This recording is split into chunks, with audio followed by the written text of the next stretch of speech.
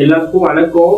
நான் ஈரோடுல இருந்து பேசுறேன். எங்க பாட்டி 1.5 மாசமா காணோம். அவங்க கொஞ்சம் மனநிலை பாதிக்கப்பட்ட மாதிரி இருந்தேன், வச்சு பார்த்துட்டு இருந்தேன். அப்புறம் கொஞ்ச நாள் காணோம், அங்க போயிருப்பாங்க இங்க போயிருப்பாங்க தேடினேன். அதுக்கப்புறம் அவங்க எங்கேயும் இல்லை. அப்புறம் நேற்று சோசியல் மீடியால பார்த்தப்ப இந்த மாதிரி அச்சயம் பிளஸ்ல 25 ஏப்ரல் வந்து அவங்க ரெஸ்கியூ பண்ணி அவங்க 1 வாரம் வச்சிருந்து நல்லா பார்த்திருக்காங்க, அவங்களுக்கு உணவு கொடுத்துருக்காங்க. அந்த டெஸ்ட நல்லா அவங்க கவனிச்சு கடைசி அடக்கமோ அவங்கதான் பண்ணியிருக்காங்க. தயவு செய்து யார் வீட்டுல பெற்றவங்க இருந்தாலும் அவங்க அசிங்கப்படுறாங்க, சாப்பிட மாட்டேங்கிறாங்க, யூரின் போறாங்க, மோஷன் போறாங்கன்னு யாரும் அவங்களை ஒதுக்க வேண்டாம்.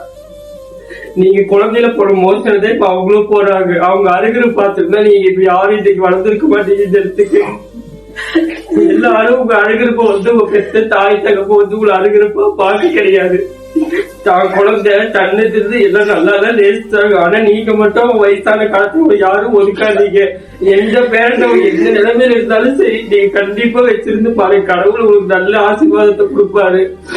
தாய் தகவலை பார்க்க யாரும் சத்தியமா முன்னேற முடியாது. கண்டிப்பா கடைசி காலத்துல எல்லாரும் தாய் தகவலை பார்த்துக்கோங்க.